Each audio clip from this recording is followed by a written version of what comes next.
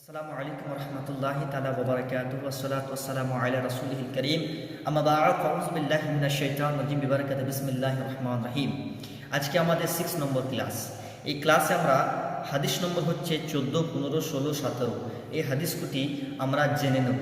তাহলে আজকে আমাদের কি হাদিস আছে? 14 নম্বর হাদিস হচ্ছে জান্নাতের 8টি দরজা খুলে যাবে। আর 15 নম্বর হাদিস হচ্ছে দৃষ্টি শক্তি দুর্বল হবে না। আর 16 নম্বর হাদিস হচ্ছে অজুর পরে সূরা কদর পড়ার ফজিলত। আর 17 নম্বর হচ্ছে অজুর পরে এই দোয়াটি পড়ে নিন। এই আমাদের 4টে হাদিস আজকে ইনশাআল্লাহ আলোচনা করা হবে। চলুন প্রথম হাদিস।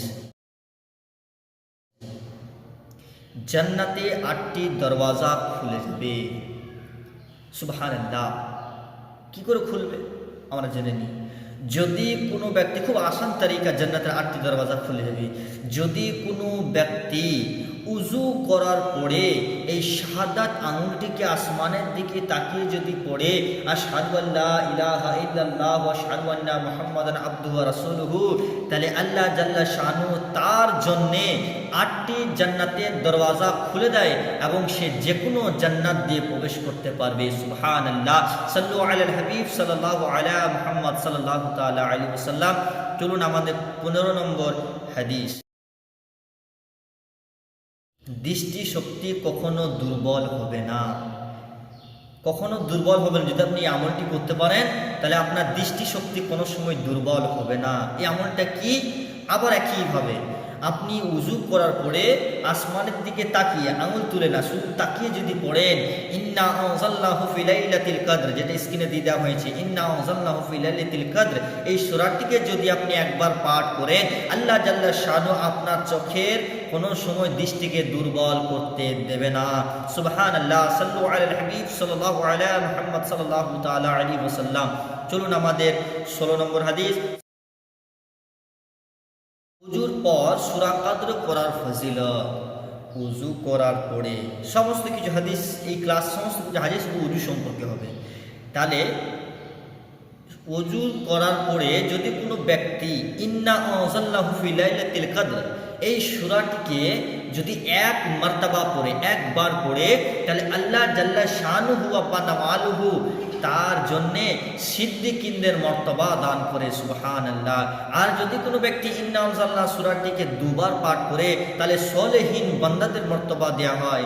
আর যদি কোনো ব্যক্তি এই ইন্না আনজালনা সূরাটিকে 3 বার পাঠ করে তাহলে কিয়ামতের দিনে আল্লাহ তাবারক ওয়া তাআলা নবীগণের সাথে কিয়ামতের দিনে তাকে উঠাবে। সুবহানাল্লাহ। সাল্লু আলাল হাবিব সাল্লাল্লাহু আলা মুহাম্মদ সাল্লাল্লাহু তাআলা আলাইহি ওয়া আলিহি ওয়াসাল্লাম। তারপরে আমাদের অজুর পর এই দোয়াটি পড়ে নিন। অজুর পরে এই দোয়াটি পড়ে নিন। এই হাদিসটা কি বলছে? অজুর পরে কোন দোয়াটি পড়া আবার আমাদের উত্তম। অজুর পরে কোন দোয়াটি পড়তে বলছেন? তাহলে এই দোয়াটি স্ক্রিনে দিদা হয়েছে, আপনারা দেখে নিন। এই দোয়াটি হচ্ছে সুবহানাকা আল্লাহুম্মা ওয়া বিহামদিকা আশহাদু আল্লা ইলাহা ইল্লাল্লাহ আনতা আস্তাগফিরুকা ওয়া আতুবু ইলাইহি ওয়া আতুবু ইলাইহি। এই দোয়াটি মানে হচ্ছে আল্লাহ তাবারক ওয়া তাআলা, আমি সমস্ত প্রশংসা আল্লাহর করতে চাই এবং আল্লাহ ছাড়া আমার কোনো মাবুদ নাই এবং সেই আল্লাহর কাছে আমি ক্ষমা চাইছি।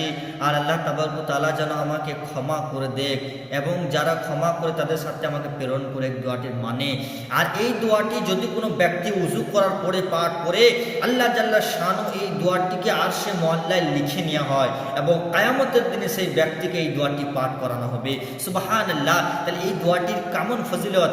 আরেকটি উজু করার পরে আপনারা আরেকটি দোয়া পড়ে নেবেন।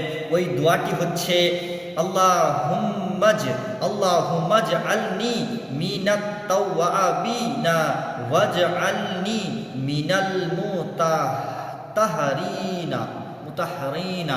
এই দোয়াটি যদি পাঠ করেন তাহলে আল্লাহ তাবারক ওয়া তাআলা আপনার সমস্ত গুনাহকে মাফ করে দেবেন। এই দোয়াটির মানে কি?